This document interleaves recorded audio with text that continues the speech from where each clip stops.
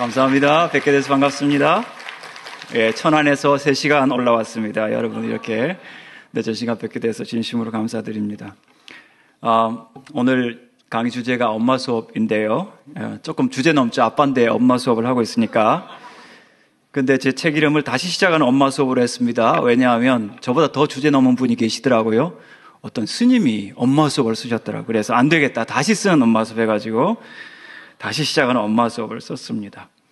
열왕기상 3장을 보시면 솔로몬 왕의 유명한 재판 장면이 나옵니다. 여러분 잘 아시는 재판 장면인데 두 여성이 각각 자기 아기를 키우다가 아기 하나가 죽었어요. 그러니까 그 죽은 아이의 엄마가 얼른 아기를 옆집에 있는 다른 엄마의 아기와 이렇게 바꿔놓고는 자기 아기라고 우기기 시작하는 거죠. 아기를 낳고 나면은 엄마들에게 특별한 보호 본능과 감각이 생긴다고 합니다.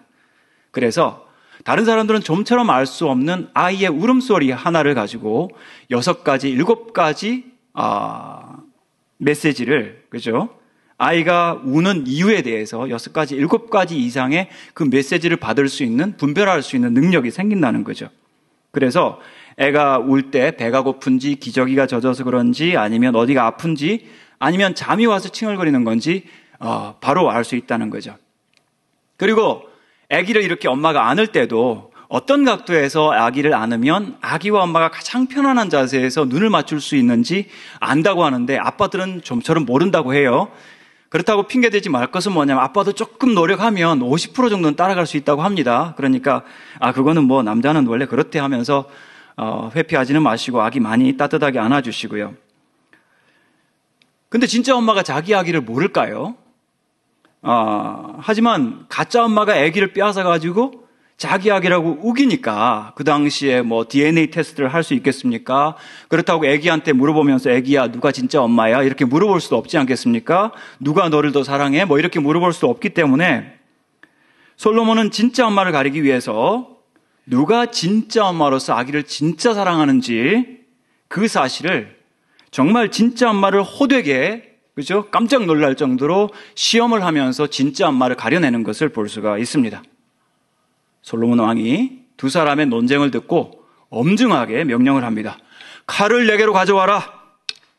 산 아이를 둘로 나누어서 반은 이 여자에게, 반은 저 여자에게 주어라. 이렇게 명령을 합니다. 이때 가짜 엄마는 회심의 미소를 지으면서 그거 참 명판결이십니다. 어떻게 그렇게 훌륭하십니까? 그렇게 되면 이 아이가 내 것도 아니고 저 여자의 것도 아니고 그냥 공평하지 않겠습니까? 이렇게 이야기를 하는 거예요. 그러나 그것이 솔로몬의 판결의 끝이 아니었습니다. 솔로몬은 다른 엄마의 얼굴을 살펴봅니다. 진짜 엄마의 모습에 대해서 성경은 이렇게 말을 하죠. 열왕기상 3장 26절.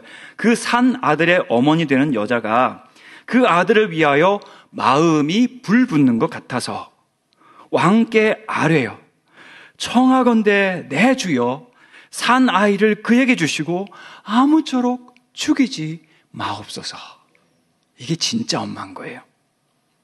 마음이 불붙는 것 같아서 이 원어를 보면요, 그 당시의 사람들은 이 사람의 내장이 마음과 감정의 처소라고 생각을 했는데 성경 원어를 보면 이 감정이 뜨거워지는 거예요. 아기에 대한 연민 때문에 자칫하다 아기가 정말 반으로 쪼개져서 자기 아기가 죽을 수가 있기 때문에 엄마는 간절하게 청하면서 차라리 내가 아이를 포기하겠습니다. 저 여자에게 그냥 살려주세요. 우리 아기 살려주세요. 이게 진짜 엄마인 거죠. 여러분 남극의 펭귄들을 보면 가끔 자기 알이 그냥 탕난이 그죠? 못 쓰는 알이 얼어가지고 못 쓰는 알이 되어가지고 새끼를 이렇게 부화하지 못했을 때 아니면 어린 새끼가 죽었을 때 남의 새끼를 막 이렇게 훔쳐갑니다.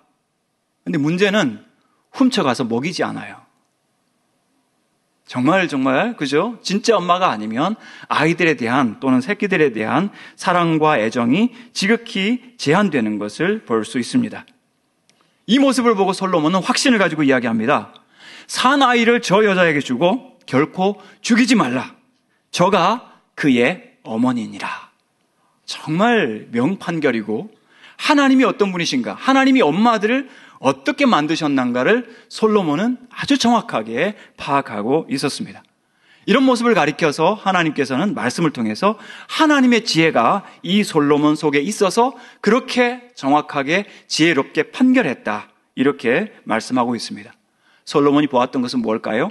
아기에 대한 정말 끓어오르는 엄마의 사랑, 그것을 가지고 이 명예로운 또 유명한 판결을 내리는 것을 볼 수가 있습니다.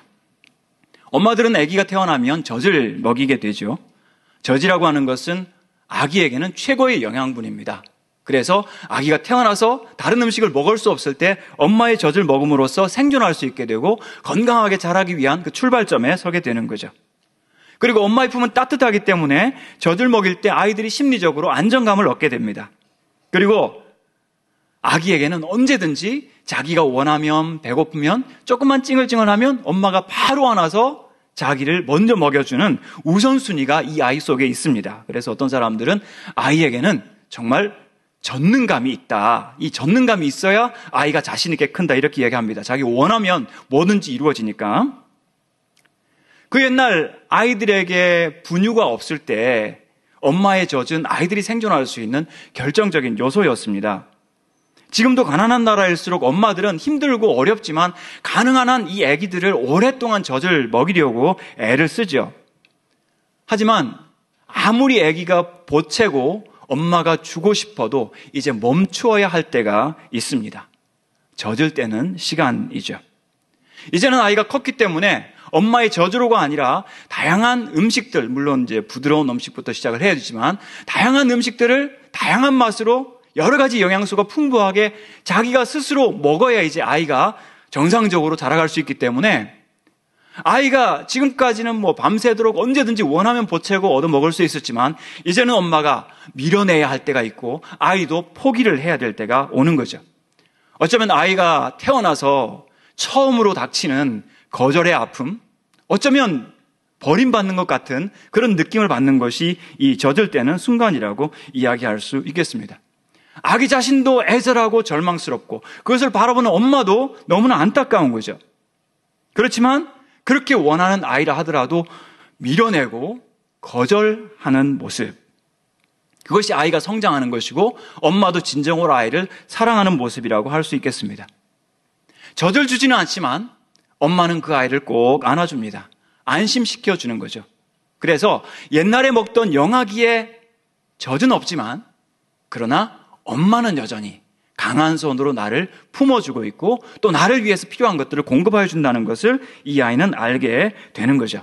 그러면서 아이는 작은 성장을, 작은 아픔과 포기를 통해서 작은 성장 하나를 하게 되는 것입니다.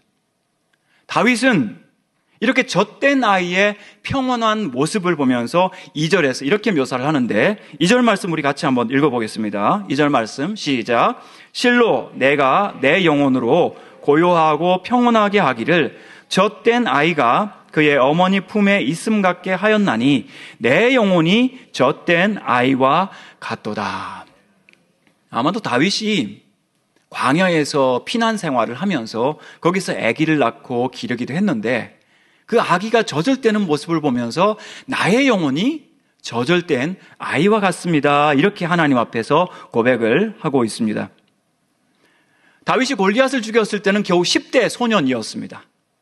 그가 30살 왕이 될 때까지 20대를 온통 광야에서 들판에서 그렇게 도망다니면서 고통스럽게 지냈습니다. 광야 생활은 참 어렵습니다. 위험합니다. 언제나 긴장하고 있어야 되고 언제나 먹을 것을 염려해야 되고 특별히 자녀를 기르기에는 가장 좋지 않은 환경이죠. 여성들이 자녀들을 기르기에는 가장 부적합한 환경이라고 할 수 있습니다. 그런 다윗이 사실은 왕으로 기름 부음을 받지 않았습니까? 그래서 이 가족들이 고생하고 자기도 비참하게 쫓겨다니는 이런 신세에서 벗어나기 위해서 한 번쯤은 내가 마음 먹고 다윗을 제거하기만 하면 얼마든지 왕이 될 수 있고 뭐 나를 저렇게 쫓아오던 사람이니까 정당방위로 이렇게 인정을 해서 사람들도 나를 알아주지 않을까? 그럼 좀 빨리 내가 왕이 될 수 있지 않을까? 마치 아기가 젖을 찾듯이 그와 같은 본능적인 야망과 생각들이 있었을 것입니다. 그렇게 되기만 하면 이 고생 안 해도 되고 가족들도 이 불안을 겪지 않아도 되는 거죠. 실제로 그런 기회가 왔었습니다. 다윗과 그의 부하들이 동굴에 숨어 있을 때 사울 왕이 뭐하러 왔는지 혼자 거기에 와가지고 뒤에 사람이 있는 줄도 모르고 한 칼에 죽일 수 있는 그런 기회가 있었습니다. 또 사울과 그의 부하들이 전부 잠들어 있어서 순식간에 한 번에 모조리 쳐서 죽일 수 있는 기회도 있었습니다. 하지만 다윗은 어린아이가 젖을 찾듯이 자신의 야망과 권력을 그 자리에서 추구하지 않습니다. 성급하게 야망과 자기의 목적을 이루기 위하여 나서지 않습니다. 마음속에 일어나는 어린 아이들에게도 있는 권력자와 전능자의 환상을 따라가는 것이 아니라 젖을 뗀 아기가 엄마의 젖과 가장 가까이 있으면서도 그것을 찾지 않는, 그러면서 그 품에서 편안히 자고 있는 그 모습으로 광야 생활을 감당하고 있는 것입니다. 이 말씀의 교훈을 1절에서 우리에게 이렇게 가르쳐주고 있는데 1절도 다시 한번 읽도록 하겠습니다. 시작. 여호와여, 내 마음이 교만하지 아니하고 내 눈이 오만하지 아니하오며 내가 큰 일과 감당하지 못할 놀라운 일을 하려고 힘쓰지 아니하나이다. 사실 다윗을 죽이려고 했던 이 사울 왕은 자신의 이름을 남기고 자신의 명성을 떨치기 위하여 아주 급급하고 조급하게 다윗을 쫓아다녔습니다. 하나님께 제대로 순종하지 않으면서 아말렉에서 얻은 승리를 가지고 돌아오면서 많은 짐승들을 살려서 돌아왔고, 그리고 또한 돌아오는 길에 길갈에다가 자기 기념비를 세웁니다. 자기의 이 공적을 사람들이 기억해 주기를 바라면서, 그러면서 자신이 시기하던 다윗 경쟁자 이 하나만 죽이면 자신의 왕국은 영원히 이어질 것이라는 탐욕을 부리고 있었습니다. 그 결과 그의 평생에 나라와 백성을 위해서는 아무 일도 하지 않고 자신의 정적을 주기 위해서 혈안되어서 자신의 왕위의 그 중요한 시간과 국력을, 수없이 많은 병사들을 다 허비하고 낭비한 것을 볼 수 있습니다.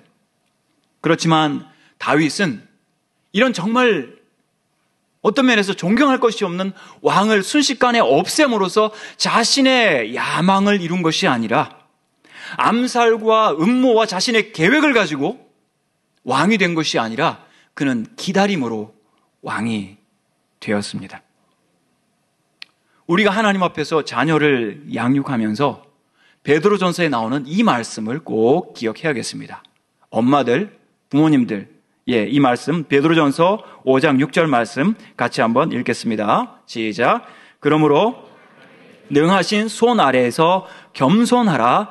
때가 되면 너희를 높이시리라. 다시 한번 시작. 그러므로 하나님의 능하신 손 아래에서 겸손하라.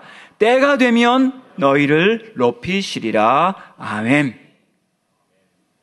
우리 엄마들에게 자녀들에 대한 열망이 있습니다. 소원이 있죠. 우리 자녀들 역시 하나님이 주신 미래에 대한 꿈이 있습니다. 그런데 우리가 그 꿈에 접근하기 전에, 그 열망을 갈망하기 전에 먼저 우리가 갖추어야 될 상태가 겸손한 겁니다. 겸손한 것, 낮아지는 것. 누구 앞에? 하나님의 전능하신 손 앞에. 왜냐하면 우리의 꿈과 계획을 이루시는 분은 전능하신 하나님이시기 때문에. 우리의 야망이 아닙니다. 우리의 열망과 계획과 지혜가 아닙니다.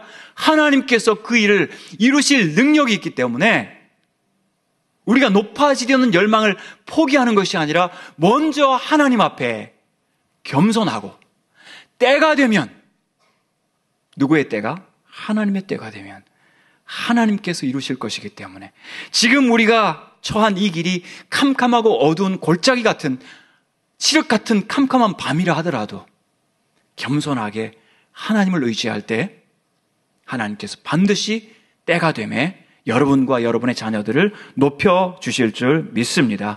그러면서 다윗은 3절에서 이런 신앙의 고백을 하죠. 이것도 같이 읽겠습니다. 시작.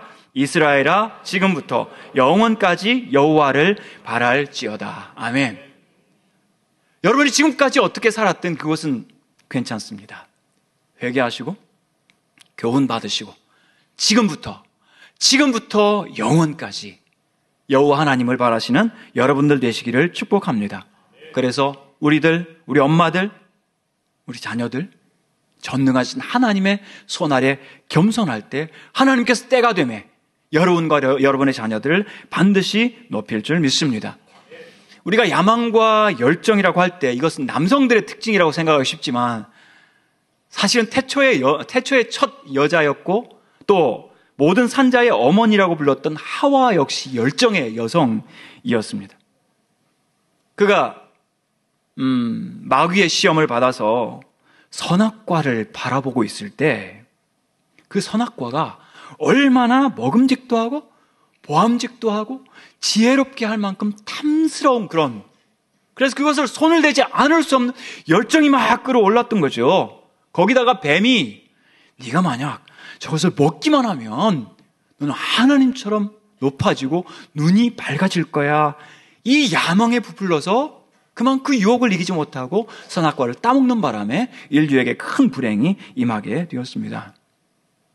남성들도 야망이 크지만 엄마들도 이런 야망이 클 수가 있다는 거죠. 세상의 많은 엄마들은 아마 이런 야망의 덩어리라고 해도 과언이 아닐 것입니다. 그런 면에서 엄마들은 어떤 목적을 향해서 자신의 모성애를 발휘한다고 할 수 있는데 자신이 원하는 어떤 목적을 향해서 가는 그런 모성애도 있고 하나님이 원하시는 목적을 향해서 가는 그런 모성애도 있는데 사랑하는 꿈꾸는 교회 모든 엄마들은 하나님이 원하시는 목적을 향해서 가는 그런 엄마들 되시기를 축복합니다. 자기 자존심과 혹은 자기 존재의 연장으로서 자기 자신을 과시하려고 하는 것은 아직 젖을떼지 못한 아이와 같습니다. 그러나 젖을뗀 아이와 같은 엄마는 마음이 고요하고 평온하게 자기 마음을 겸손하게 함으로써 마음이 교만하지 아니하고 눈이 오만하지 않고 내가 큰 일과 감당하지 못할 일과 놀라운 일을 하려고 힘쓰는 것이 아니라 자녀를 통해서 나의 자랑거리를 하나 더 첨가하려고 하는 것이 아니라 하나님의 뜻이 이루어지고 하나님께 복종하는 다음 세대, 하나님께서 마음껏 쓰시는 하나님의 손에 맞는 겸손한 세대를 바라며 기도하는 그런 엄마가 될 줄 믿습니다. 우리 한국이 최근 50년, 100년 이 안에 급격하게 이렇게 급부상을 하고 발전을 하면서 K-팝, 아이돌, 스포츠 스타, 유명 연주가, 그죠? 아이들의 진학, 안정된 직업, 한결같이 어떤 부모나 바라는 그런 기대들 아니겠습니까? 일상적인 보통의 부모라면 누구나 기대하는 그런 성공의 모델들이 있다고 하겠습니다. 근데 정작 그런 성공을 성취하였을 때 그것이 주는 영적인 부담과 우리 자신의 오만과 그리고 우리 자녀들이 자칫하면 영적으로 심각하게 실패할 수 있는 그 위험에 대해서는 우리는 좀처럼 생각하고 싶어 하지 않습니다. 우리는 급하게 부자가 되는 많은 사람들을 보면서 부러워하고 거기에 시험이 듭니다.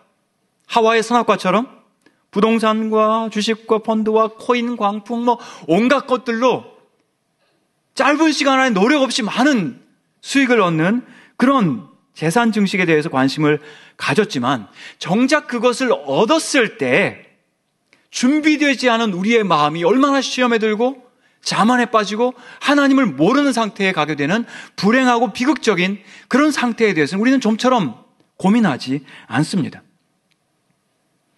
정확하게 한 주간 전에 지난주 금요일 날 소천하신 미국의 팀 켈러라는 목사님이 계신데 그 목사님이 설교하면서 자기 뉴욕 주변에 스타가 되기 위해서 준비를 하고 있는 많은 예비 스타들에 대한 이야기를 했습니다.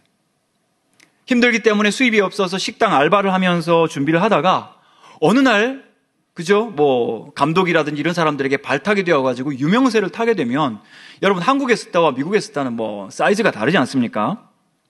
엄청난 유명세와 어마어마한 돈과 명성을 얻게 되었을 때 그것이 주는 그 아우라라 그럴까요? 그것이 주는 어떤 보상이랄까요? 마음을 어마어마하게 부풀어 오르게 하는 그런 성취라고 할 수 있는데 문제는 하룻밤을 자고 일어나서 거울 앞에 선 자신의 모습을 볼 때 여전히 초라한 인간일 수밖에 없는 자신을 보면서 그 괴리감 속에서 내가 살아야 할까? 죽어야 할까? 이런 고민을 하게 된다는 것을 아주 분명하게 이야기를 해 주었습니다. 어떤 스포츠 스타는 다른 사람이 1년 버는 연봉을 한 주간에 벌게 되는 그런 수익을 얻게 되었습니다. 크리스찬임에도 불구하고 마음이 어마어마하게 높아지면서 마치 자신이 신이 된 듯한 그런 느낌을 받았다고 합니다. 그러나 얼른 정신을 차리고 하나님께 하나님 죄송합니다. 제가 잘못했습니다. 하나님께 회개하고 돌아왔다는 그런 간증을 한 적이 있습니다. 근데 이런 이야기가 별로 도움이 안 되는 이유가 뭐냐면 이런 이야기를 들으면서도 우리 생각에는 그래도 돈을 벌어보고 겸손했으면 좋겠습니다. 이런 생각이 참 스며들거든요. 저도 마찬가지고 우리 모두가. 그런데 사실은 우리 모두, 그죠? 성경에서 말씀하는 것처럼 먹을 것과 입을 것이 있은즉 족한 줄 알고 감사할 수 있는 여러분들이 되시기를 바랍니다. 그리고 우리 자녀들 어려움 없이 시련 없이 평탄한 길을 가고 완전히 성공의 가도를 달리기를 원하지만 하나님이 원하시는 하나님의 손에 사로잡힌 인재는 요셉처럼 다윗처럼 다니엘처럼 정말 시련과 고통을 겪은 다음에 하나님께서 때가 되어서 일으켜주시는 그런 하나님의 자녀들인 줄 믿습니다. 그래서 하나님 앞에서 우리가 기도할 때 하나님 아버지 우리 자녀들에게 시련 없게 해주시고 이게 기도가 아니라 하나님께서 강력하게 단련하실 때 시련과 고통이 있겠지만은 그 시련을 맞서서 견뎌낼 수 있는, 그래서 더 순수하여져서 하나님만 찾을 수 있는 그러한 자녀들로 하나님 강하게 키워주십시오. 하나님의 손에 맡깁니다. 하나님의 때를 기다립니다. 그렇게 기도하시는 여러분들 되시기를 축복합니다. 시련 없는 자녀가 아니라 시련을 맞서 싸우고 그 가운데 하나님 앞에 더욱 겸손해지는 그런 자녀들 되기 위해서, 여기서 우리가 한 가지 기억할 것은 우리 자녀들은 엄마의 소유가 아니라 아빠의 소유가 아니라 하나님의 소유요 하나님의 기업이라는 사실입니다. 경건한 믿음의 엄마들은 그런 의미에서 이 엄마됨, 엄마의 역할이라고 하는 것이 단순히 어떤 기능이나 취미가 아니라 이것은 소명이라는 것이죠. 하나님의 컬링입니다. 내가 너를 이 아이들의 엄마로 불렀다. 내가 너를 지명하여 불렀고 세웠다. 그런 의미에서 자녀를 키우시는 엄마 여러분, 하나님으로부터 소명받은 특별한 분들임을 기억하시고, 여러분들이 하루하루 힘들지만 때로는 지겹고 때로는 따분한, 좀처럼 진전되지 않는 같은 이런 집안일을 할 때 이것은 처참한 바닥 일이 아니라 하나님 나라를, 하나님 주권을 세워가는 거룩한 일이라는 소명의식을 분명하게 가질 수 있기를 축복합니다. 그래서 이 세상 사람들은 단순히 아이들을 부지런히 잘 먹여서 키워서 그냥 자신이 원하는 어떤 성취를 이루고 성과를 이루고 성공을 이루게 하는 그런 세상 트렌드 따라가지 않고 이 아이들이 하나님의 기업으로서 하나님의 자녀로서 우리의 모든 시간을 투자해서 그런 하나님이 기뻐하시는 모습으로 자라갈 수 있도록 모든 갈등과 고민과 어려움들을 담대하게 맞서고 하나님과 더욱 가까워지는 그런 순수한 자녀들로 자라가도록 우리가 기도할 수 있어야겠습니다. 우리가 평생에 우리 자신도 그렇고 우리 자녀들도 그렇고 사실은 우리는 어떤 하나의 아이들의 성취도 교만하지 않고는 배길 수 없는 작은 자랑 하나도 감당할 수 없는 연약한 그릇들입니다. 조그만 성취 하나에도 자랑하지 않고는 배길 수 없는 정말 취약한 것이 바로 우리 부모들의 마음이거든요. 그런 의미에서 교만하지 않고 우리 자녀들에게도 교만하지 않도록, 그래서 아이들이 노력하고 애쓰는 것은 여러분 칭찬하시지만 아이들한테 야, 너 머리 참 좋다? 너 너무 예쁘다? 이런 말은 여러분 아이들 교만하게 합니다. 물론 낙심한 아이들에게는 많은 칭찬을 해줘야겠지만 다른 아이들과 비교해서 아이들이 본이 될 수 있도록 스스로 노력할 수 있도록 우리가 바른 칭찬을 해줘야 되고요. 어떤 기독교 작가 이런 말을 했습니다. 교만이라고 하는 것은 내가 다른 사람들보다 못하다고 애써 생각하는 것이 아니라 나 자신에 대해서 덜 생각하는 것이다. 우리 자녀들에 대해서 마찬가지입니다. 우리 자녀들이 애써 쟤는 실력도 없어 안 돼요 못 돼요 이거 겸손 아니고요. 자녀들에 대해서 덜 생각하고 더 기도하고 하나님께 맡기는 것이 참된 겸손이라고 생각할 수 있습니다. 그래서 엄마들을 크게 두 가지로 나누면 첫 번째는 자녀를 자신의 연장으로 생각하는, 자신의 연장선 안에서 나의 분신으로 생각하고 아바타로 생각하는 그런 엄마들이 있죠. 이런 엄마들 가운데 두 가지 종류가 있는데 첫 번째, 전형적인 무대 체질의 엄마가 있습니다. 아이 자랑에 여념이 없습니다. 아기 때부터 우리 아이는 얼마나 일찍부터 대소변을 가리는지, 얼마나 다른 아이들보다 똑똑하고 수학, 영어를 잘하는지 그냥 자랑하고 싶어서 입이 근질근질한 그런 경우들, 무대 체질의 엄마들입니다. 얼마나 아이가 일찍부터 집을 떠나서, 그죠? 엄마를 잘 떨어지고 어린이집에 잘 적응하는지. 사실 제가 볼 땐 조금 걱정인데요. 그렇게 빨리 적응하면 안 되는데, 아이들은 아이들다워야 되고, 아이들은 좀 철이 없어야 아이들인데, 엄마 원하는 대로 잘해주면 마치 성공하는 것이고, 그것이 엄마 자신을 자부심 있게 하고 자존심을 높여주는 것처럼 생각한다면, 그것은 무대 체질의 엄마, 자기애적인 양육이라 할 수 있습니다. 나의 자존감을 높이기 위하여 아이들이 잘 되기를 바라고, 아이들이 만약 나를 실망하게 하면 아이들에게 조건적인 사랑을 하고 분노하고 비난하는 경우입니다. 두 번째, 잘못된 엄마는 잘못된 사랑으로 아이를 질식하게 하는 엄마입니다. 이런 엄마들은 아이들이 끊임없이 자신을 평생 의존하기를 바라고 있는 거죠. 아이들로부터 끊임없이 우리 엄마 최고야, 엄마 없이는 못 살아, 이 말 계속 듣고 싶어서 아이를 엄마에게 의존하게 만드는 겁니다. 아이들은 걷기 시작하면서부터 엄마를 조금씩 떨어지기 시작하죠. 새로운 세계를 탐험하면서 엄마와 신뢰의 관계는 있지만 새로운 세계를 끊임없이 모험으로 탐색해가고 또 탐험해야 되는데, 그것을 허락지 않고 엄마가 자기가 끝까지 책임지고 키우겠다고 저절대지 않는 거죠.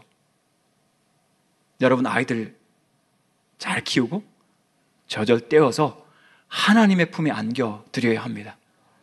마음껏 자유롭게 아이들이 날개짓을 하면서 하나님이 허락하여 주신 그 세상 가서 하나님의 주권을 드러내며 하나님을 믿는 하나님의 신실한 자녀로 살아가도록 이제 보내는 연습을 어릴 때부터 우리가 해야 되는데, 이런 질식하게 하는 엄마는 과도하고 강력하게 아이를 보호하려고 하면서 아이가 자기가 조금 더 떨어지는 것을 너무나 불안해하는 그런 불안의 엄마들입니다. 그에 비해서 신실한 크리스찬 엄마들은 한마디로 말하면 품는 엄마, 품음의 엄마라고 할 수 있습니다. 품는 것은 하나님을 닮은 행위입니다. 아이들 이렇게 따뜻하게 품어주는 것. 원래 하나님께서 그 아들 독생자를 품에 품으셨다고 요한복음 1장에서 말씀하고 있는데요. 본래 하나님을 본 사람이 없으되 아버지 품속에 있는 독생하신 하나님이 나타내셨느니라. 예수님이 어떤 분이라고요? 아버지 품에, 아버지 가슴에 있는 정말 친밀하고 때려야 뗄 수 없는 가장 밀착된 가까운 사랑과 보호의 관계. 또한 엄마들이 아기를 돌보는 그 돌봄의 원형 역시 하나님이라고 할 수 있습니다. 이사야 49장 보면 여인이 어찌 그 젖 먹는 자식을 잊겠으며 자기 태에서 난 아들을 긍휼히 여기지 않겠느냐? 그들은 혹시 잊을지라도 나는 너를 잊지 아니할 것이라. 그들은 혹시라고 하면서 하나님께서 엄마들에게 심어놓으신 그 모성애가 얼마나 강한지 하나님이 신뢰할 만한 그런 자질이라고 하나님께서 말씀하고 계십니다. 하지만 혹시 그 중에 어떤 병이 들어서 엄마가 그 젖 먹는 아이를 잊는다고 하더라도 그 연장선상에서 나는 너희를 잊지 않겠다. 그렇다면 엄마들이 아이를 돌보고 사랑하는 그 자질은 철저하게 하나님을 닮아 있습니다. 하나님과 너무나 유사한 거죠. 어떤 면에서 누가복음 15장에 나오는 탕자의 비유도 이것은 그 당시에 아빠가 아니라 엄마의 자질인 것을 우리가 볼 수가 있습니다. 아빠들은 그 당시에 규율의 시행자들이었습니다. 엄격하게 규율을 시행하고 말을 듣지 않고 순종하지 않는 아들은 강력하게 처벌하는 그런 처벌자였던 거죠. 아빠라면 당연히 어떤 일을 했겠습니까? 아버지가 죽지도 않았는데 유산 달라고 하는 것은 아버지를 못 오가는 것이 집안을 못 오가는 거거든요. 아버지가 차라리 죽었으면 좋겠다는 말인데, 그런 아들 끌고 나가가지고 동네 장로들에게 판결을 맡겨서 돌로 쳐서 죽이는 것이 그 당시에 아빠들의 역할이었습니다. 근데 여기 나오는 이 탕자의 비유의 아버지는 그 아들을 긍휼히 여기면서 엄마처럼 한없이 기다리다가 허름한 행세로 오는 이 탕자가 들어오다가 혹시 동네 사람들에게 발각되어가지고 돌 맞아서 죽지는 않을까 싶어서 얼른 달려가서 그 아이를 끌고 들어와서 씻기고 닦이고 옷을 새로 입히고 귀걸이를 하고 맛있는 것을 장만해가지고 그 아들을 먹이는 것을 볼 때 이 아버지가 하나님을 비유하는 것이라면 오늘 우리 하나님 아버지께 아버지의 성품뿐만 아니라 이처럼 애타게 기다리고 사랑하고 탕자를 정말 품어주시는 그런 어머니의 모습과 자질이 여기에 있다는 것을 볼 수가 있습니다. 그렇다면 오늘 우리 엄마들도 이런 하나님의 자질을 닮아야 합니다. 때로 아이들이 우리의 뜻대로 안 자랄 때가 있습니다. 우리가 원하는 모습대로 성장하지 않을 때가 있고 우리가 원하는 성취와 성공에 이르지 못할 때가 있습니다. 그것은 부모에게 상처를 주죠. 엄마한테 상처를 줍니다.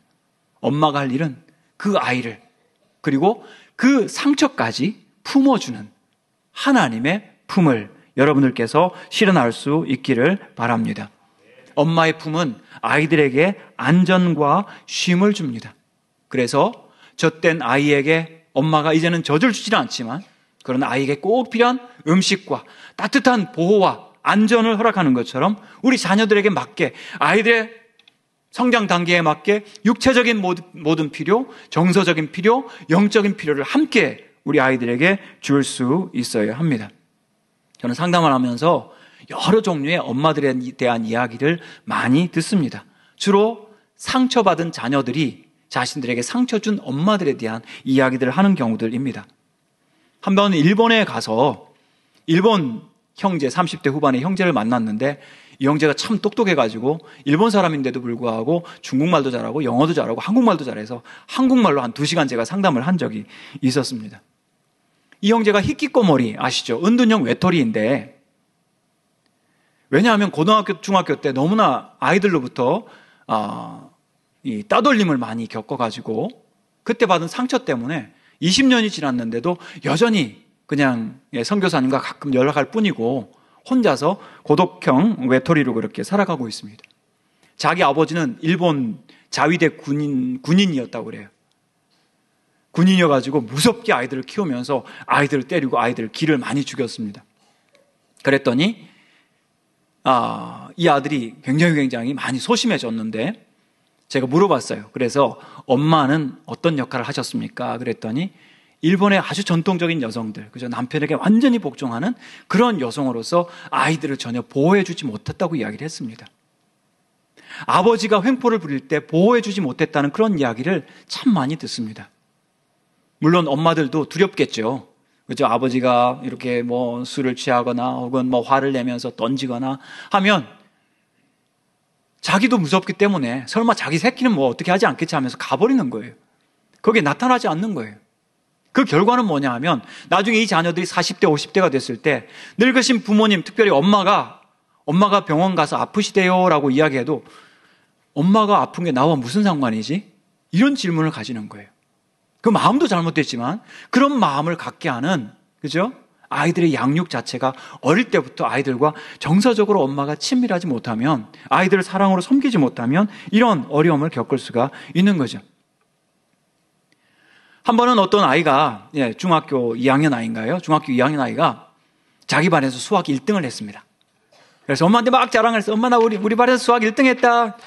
엄마가 찬찬히 보더니 아니 여기 2개는 왜 틀렸어? 왜?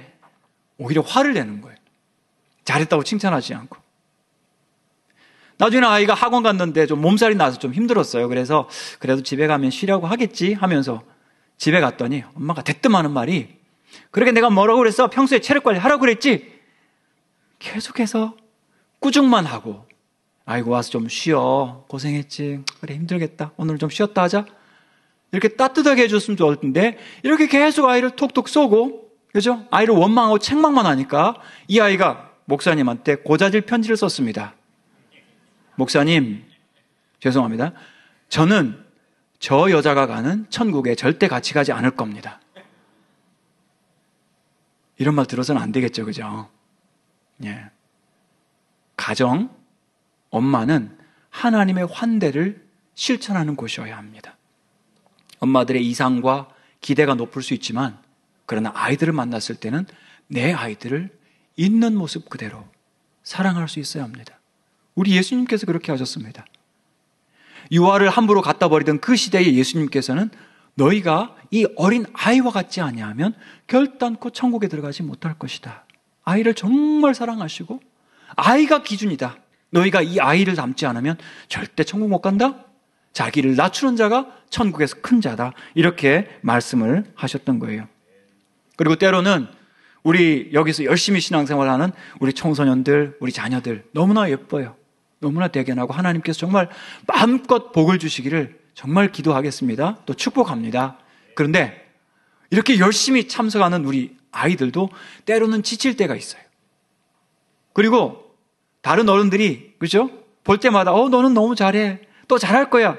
이 기대가 아주 무거워가지고 심지어 그런 아이 중에는 저한테 찾아와서 이제 1년만 교회 다니고 안 다니기로 했어요. 이런 이야기를 하는 친구가 있더라고요. 제가 그 친구를 설득하느라 굉장히 혼이 났습니다. 그만큼 잘하는 것을 잘한다고 칭찬하는 것도 고민이고 부담이 될 수 있기 때문에 우리 부모님들, 엄마들께서는 열심히 잘하는 친구들에게 너 마음은 어때? 괜찮아? 부담은 없어? 꼭 물어봐 주시고 공감해 주시기를 바랍니다. 어린이 여러분, 학생 여러분, 제가 지금 잘하고 있죠? 네, 잘하고 있죠, 그죠? 네, 감사합니다. 잘하고 있답니다. 이제는 PPT를 좀 보면서 우리가 몇 가지 훈련을 구체적으로 좀 받았으면 좋겠는데 이것을 켜고 엄마 수업 어떻게 할까요? 다시 시작하죠. 아이들이 잘하는 이유 같이 읽겠습니다. 시작. 엄마를 당황시키기 위해서이다. 아이들이 잘하는 이유 왜 엄마를 당황시키게 할까요? 예수님도 그러셨거든요. 누가복음 2장에서 예수님께서 갑자기 사라지셨어요. 아니 이제 집으로 돌아가야 되는데 예월절 마치고 하루 동안 갔는데 아이가 없는 거예요. 왜냐하면 그 당시에 먼 길을 갈 때 아이들은 맨 앞에서 모여서 가고 여자들이 그 다음 모여서 가고 남자들이 맨 뒤에서 이렇게 갔기 때문에 산적들도 있고 나쁜 사람도 있고 하기 때문에 보호하기 위해서 그렇게 갔는데 하루길을 갔는데 애가 없어졌어요. 다시 엄마 아빠는 예루살렘으로 하루길 돌아갑니다. 사흘 만에 아이를 찾았어요. 며칠 동안 가출했죠 예수님이? 2일 더하기 3일 하면 5일 정도 되겠죠. 언제 가출했는지 모르니까 플러스 알파. 근데 성전에서 찾았는데 아니 아이야 어떻게 우리한테 이렇게 하였느냐라고 엄마가 물었을 때 아이가 그죠 당당하게 이야기합니다. 가출해서 죄송합니다. 엄마 용서해 주세요. 그런 것도 아니고 당당하게 제가 제 아버지 집에 있어야 될 줄을 알지 못하였습니까? 저 같으면 꿀밤 한 대 주고 싶었을 텐데. 근데 이 엄마는 참 점잖은 엄마인 것을 볼 수가 있습니다. 마리아가 쓰는 대화법을 엄마들이 좀 연습할 필요가 있습니다. 내 아버지와 내가 근심하여 너를 찾았노라. 아이 메시지를 하고 있어요. 2000년 전에. 성령에 충만한 마리아가 인격적으로 어떻게 아이를 존중할지 아는 거죠. 여러분이 아이들에게 유화법을 쓰시면 유 메시지 네가 이러니까 이렇지 하면서 유 메시지를 쓰시면 아이를 비난하게 되죠. 하지만 아이들을 생각하면서 아이 메시지를 쓰시면 아이들은 생각하게 됩니다. 내가 뭘 잘못했을까? 엄마가 걱정할 수 있었겠네. 거기다가 남편을 존중합니다. 내 아버지와 내가. 요셉은 참 말이 적었던 사람 같습니다. 근데 이 마리아는 엄마가 이야기를 하면서 너의 아버지와 내가 근심하여 너를 찾았다. 그런데 예수님이 대뜸 그렇게 말씀하시는 거예요. 무슨 뜻인지 깨닫지 못하더라. 자, 엄마가 아이가 무슨 말 하는지 몰라도 괜찮습니다. 왜냐하면 아이는 나의 아이가 아니라 하나님의 아이이기 때문에 몰라도 괜찮습니다. 모를 권리가 있습니다. 그렇지만 그런 말에 대해서 마리아는 이 모든 말을 마음에 두니라. 하나님께서 이 아이를 통해서 앞으로 어떤 일을 하실지를 마리아는 기대하게 되었던 거죠. 근데 정말 하나님께서는 강력하게 이 마리아와 예수님을 몰아가셨죠. 나중에 사랑하는 이 아들이 벌거벗고 십자가에 달린 모습을, 죽어가는 모습을 마리아는 보아야 했던 것이죠. 그러나 또한 하나님께서는 그 죽은 아들이 결국은 부활하여 다시 살아나서 온 세상을 구원하는 구세주가 될 계획도 가지고 계셨습니다. 하나님께서 우리 자녀들을 예수님처럼 그죠? 십자가에 못 박히게 안 하신 거 얼마나 감사하지 않습니까? 하나님이 마리아가 그 희생을 감당했습니다. 그러나 우리에게는 자녀들을 맡기시면서 자녀들의 무한한 잠재력과 가능성, 하나님이 심어 놓으신 씨앗들을 기다릴 수 있는 마음을 주셨습니다. 다만 우리가 그 기다림과 그죠? 야망의 과정에서 반드시 기억할 것은 하나님의 전능하신 손 안에 겸손한 겁니다. 그리고 하나님의 때를 기다리는 것입니다. 아이들에게 필요한 것, 아이 메시지 기억하십시오. 여러분의 느낌을 먼저 말씀하십시오. 네가 그렇게 행동을 하니까 엄마가 참 마음이 아프다. 엄마가 어떤 때는 실망스럽다. 화가 난다. 여러분의 감정을 이야기하시면 아이들은 멈추어서 생각하게 될 것입니다. 엄마들 크게 한번 읽어보겠습니다. 괄호 안의 것까지 시작. 즐거워하는 자녀들과 함께 즐거워하고 우는 자녀들과 함께 울어라. 공감하라는 뜻입니다. 제가 10여 년 전에 나간 읍성에 갔는데 거기에 가니까 곤장 맞은 인형이 있었습니다. 근데 사진을 찍으려고 하는데 아기가 안 비켜주는 거예요. 뭐라고 하고 있을 것 같아요, 아기가? 엄마 이 사람 아파라고 하는 거예요. 제가 속으로 사진을 찍으면서 초상권을 가져왔지만 아이를 보면서 속으로 너희 엄마가 너를 참 잘 키웠구나 라고 이야기했습니다. 왜냐하면 남을 공감할 수 있는 아이는 엄마한테 공감받은 아이이기 때문입니다. 우리 자녀들의 마음과 감정을 공감할 수 있는 여러분 엄마들 되시기를 바랍니다. 근데 공감을 방해하는 방해자들이 있습니다. 혹시 내가 이렇게 따뜻하게 해주면, 공감해주면 아이들이 약해질까봐 라고 하는데 여러분 정반대입니다. 여러분이 공감해주시고 아이들의 마음을 알아주시면 아이들은 더 강해집니다. 더 견고해집니다.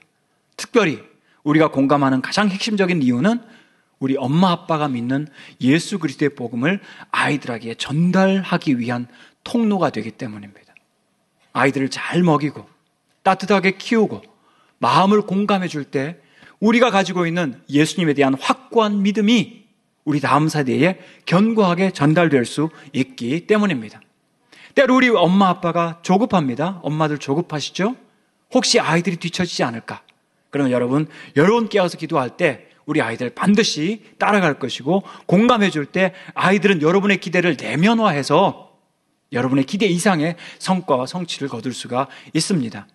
특별히 오늘날 가장 강력한 모성애의 적 가운데 하나가 분주함입니다. 엄마 아빠가 너무 바빠요. 너무 피곤합니다.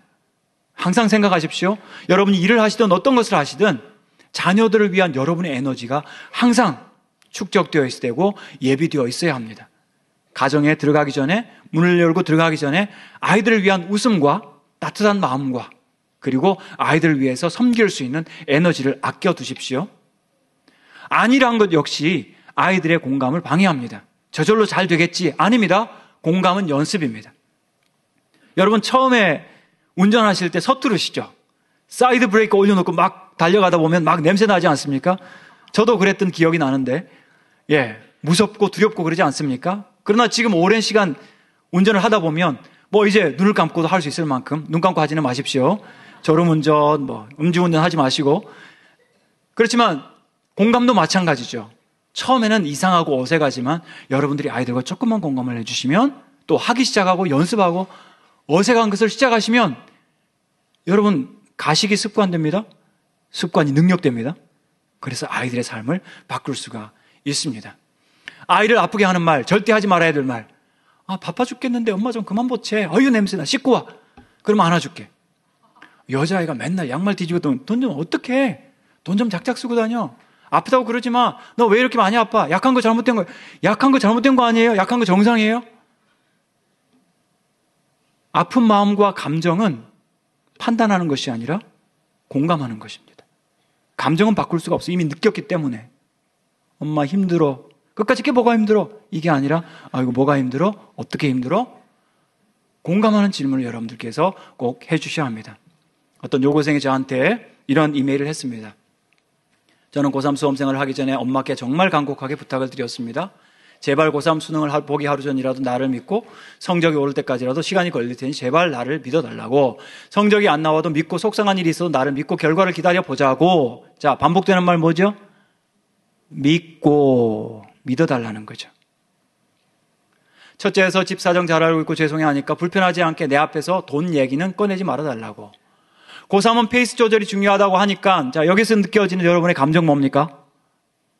고3은 페이스 조절이 중요하다고 하니까, 아직 고3을 경험하지는 못했는데, 사람들이 이야기할 때요, 엄마, 고3이라고 하는 것은 페이스 조절이 중요하대요. 가보지 않은 길이 두려운 거죠, 그죠? 그러면서, 엄마 무서워요, 라고 이야기하는데, 그죠? 예민하고 힘들 때마다 제발 잘 도와주세요. 막판 스포트를 내야 할 시기니까 저에 대한 투자도 아낌없이 해달라고 그렇게 말씀을 드렸습니다. 그렇지만 매달마다 저를 믿지 않으셨고 몸 상태가 안 좋아서 쉬는 날에는 공부 마음가짐 상태가 안 되었다고 화를 내셨고 성적이 낮게 나올 때는 비난을 하셨고 갖가지 엄마가 아는 모든 사람들과 비교하셨고 가장 나쁜 선택들입니다. 독서실 비용 때문에 죄송한 줄은 알지만 정말 필요한 것 같아서 독서실을 다니게 해달라고 3일간 고심 끝에 이 아이를 제가 만났을 때 17살, 8살 됐는데 정신연령 35세였습니다. 철들었지만 우울한 거예요. 누가 독서실 보내달라고 3일간 고심을 합니까? 그 고심 끝에 부탁을 드렸는데 저 때문에 돈이 나가게 되어서 동생이 학원을 끊게 되어서 성적 떨어졌고 돈 좀 작작 쓰라는 말씀도 마다하지 않으셨습니다. 저는 정말 속상합니다, 목사님. 제 자랑 조금 하자면요. 이 아이가 나중에 수시 합격해가지고, 알바해가지고, 양말 하나 사가지고 왔어요. 이게 웬 양말이냐 했더니, 목사님은 이야기 섞지 않고 제 이야기 들어주셨잖아요. 엄마들, 말 섞지 않고 이야기 들어주시면 양말 한 켤레 생길 줄 믿습니다. 아이들 말 섞지 말고, 주어 바꾸지 말고, 끝까지 집중해서 잘 들어주세요.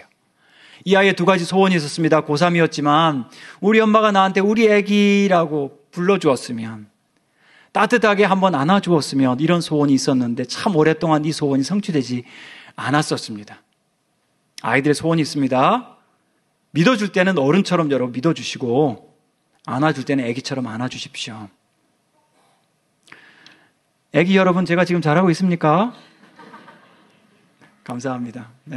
공감과 애착의 모습들, 애착이란 말 참 중요한 말인데요.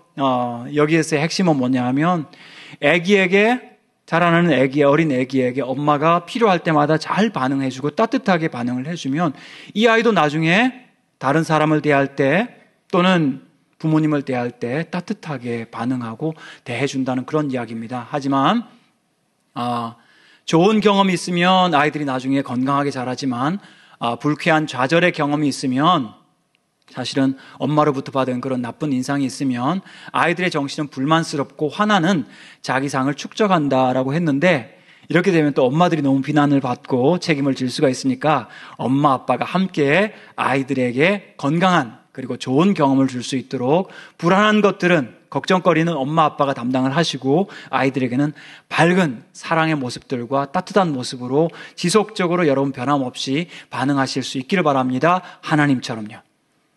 어떤 전도사님이 상담 기록을 이렇게 저한테 제출을 했는데 너무 좋아서 제가 오늘 여러분과 공유하면서 여러분의 상담 연습을 조금 시키려고 합니다. 이제 얼마 안 있어서 마칠 테니까 여러분들께서, 그 대신 여러분들께서 하실 일이 뭐냐면 상담자 역할을 하시는 거예요. 여러분이 상담자 하시고 제가 내담자 할 테니까 상담자 부분을 여러분 읽어주세요. 자, 상담자 시작. 감사합니다. 참고로 영신이는 중학교 2학년 남자입니다.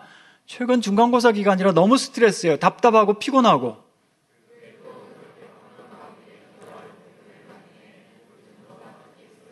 자, 이 질문이 왜 중요하냐면 그렇게 바쁜 가운데도 기도하려고 왔네. 아이를 격려해 주는 거죠. 칭찬해 주는 거죠. 근데 스트레스가 뭐야? 그 주제를 읽지 않고 물어보는 거죠.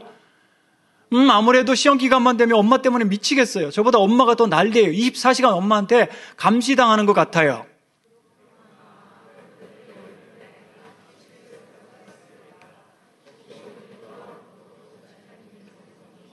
제가 위로가 되네요. 잘 물어주셔서 감사합니다. 안 그래도 내 얼굴에 남이 찌개 쓰여 있더라. 잘 하셨어요. 당연하죠. 엄마가 말 안 해도 교회에 오려고 했어요. 근데 시험 기간만 되면 아침부터 잘 때까지 사생활까지 전부 다 컨트롤 하려고 해요.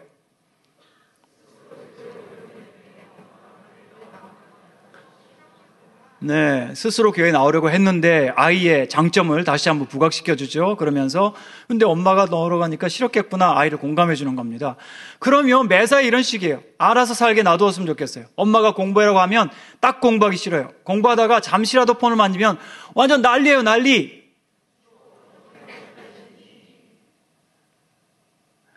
틈만 나면 형과 저를 비교해요. 그러면서 저를 무시해요.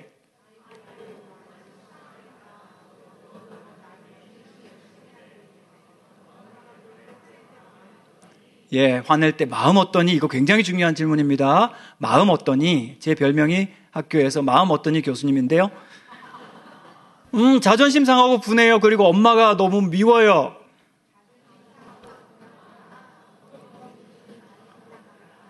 예, 이게 공감입니다. 예, 똑같은 말을 반복해 주는 거죠. 자존심 상하고 분하구나. 어떤 부분이 그래? 탐색하는 건데, 엄마는 틈만 나면 형하고 비교해요. 형이 컴퓨터 하거나 TV 보면 아무 말 안 하면서 내가 그러면 화내면서 비교해요. 저도 형만큼 잘하지는 못해도 노력한단 말이에요.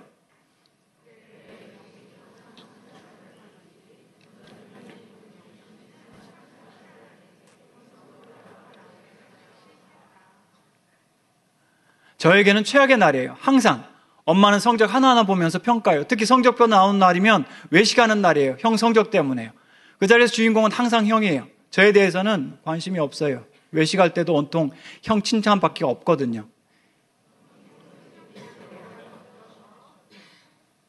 그래도 온통 형 자랑밖에 안 해요. 제가 작년 1학년 2학기 때 그래도 열심히 해서 반에서 10등 안에 들었는데 엄마는 형 자랑밖에 안 해요.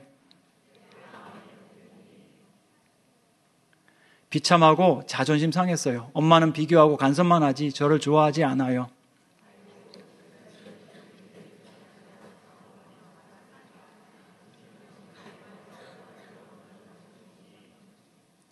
그냥 엄마가 저를 믿어주고 지지해줬으면 좋겠어요. 그리고 잘한 게 있으면 비교하지 말고 칭찬해 주었으면 좋겠어요.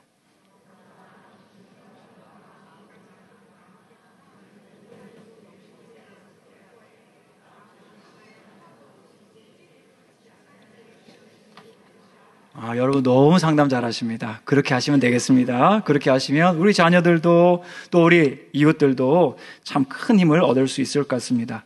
이제 우리가 말씀을 마무리하면서 우리 신실한 엄마들의 자질 몇 가지에 대해서 실천사항 몇 가지를 제가 소개를 하고 오늘 마무리를 하겠는데요. PPT는 나중에 이제 끄도록 하겠습니다.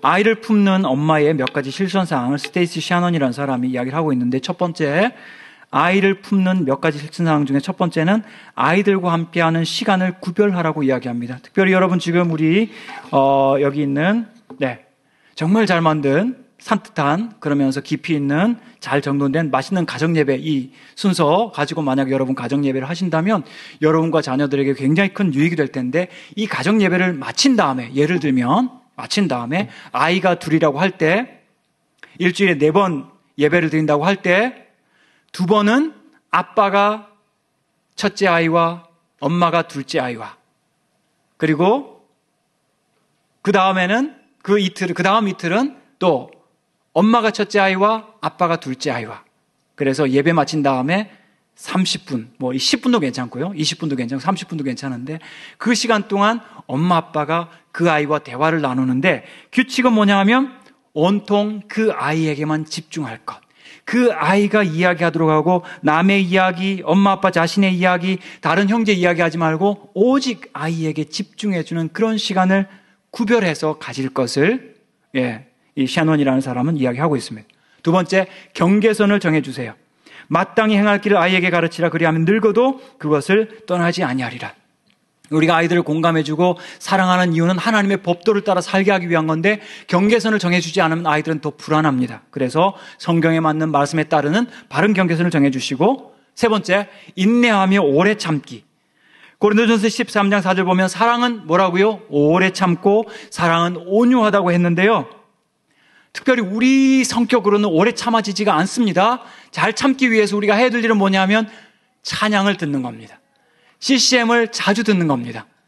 그래서 찬양 듣다가 아이들을 보면 더 오래 참을 생각이 나는데, 예를 들어서 내 나이가 어때서 이런 찬양을 듣다 보면 억울합니다. 본전 생각납니다. 안 참고 싶어져요.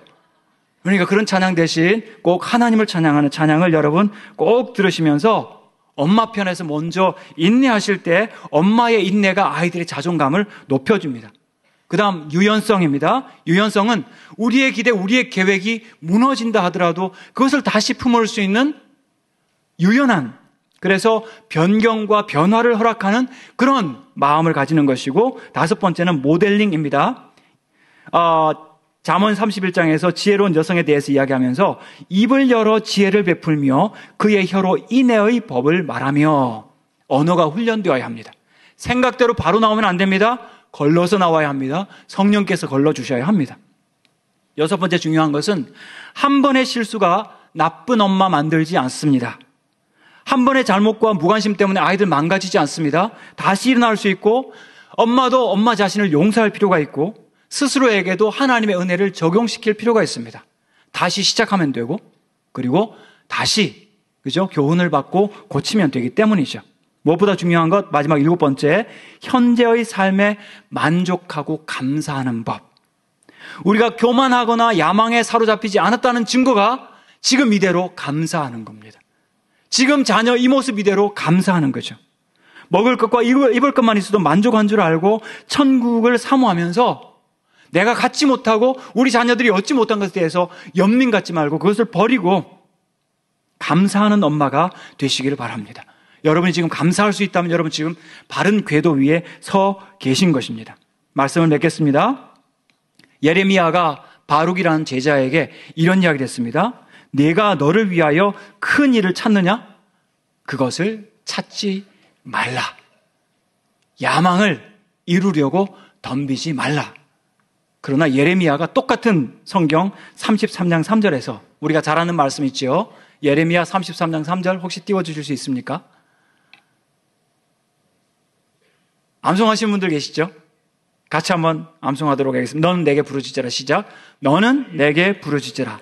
내가 내게 응답하겠고 내가 알지 못하는 크고 은밀한 일을 내게 보이리라. 아멘. 너는 내게 부르짖으라. 내가 내게 응답하겠고 내가 알지 못하는 크고 은밀한 일을 내게 보일 것이다. 하나님 앞에 겸손할 때 하나님께서 여러분에게 우리가 알지 못하는, 우리의 언어로 표현할 수 없는 더 크고 은밀한 것을 반드시 이루실 줄 믿습니다. 우리 자녀들에게 놀라운 잠재력을 심어 놓으신 하나님께서 우리가 하나님의 능하신 손 아래 겸손할 때 때가 되매 우리 자녀들 반드시 높여주실 줄 믿습니다. 그 약속 의지하면서 오늘 저녁 함께 우리가 기도했으면 좋겠습니다.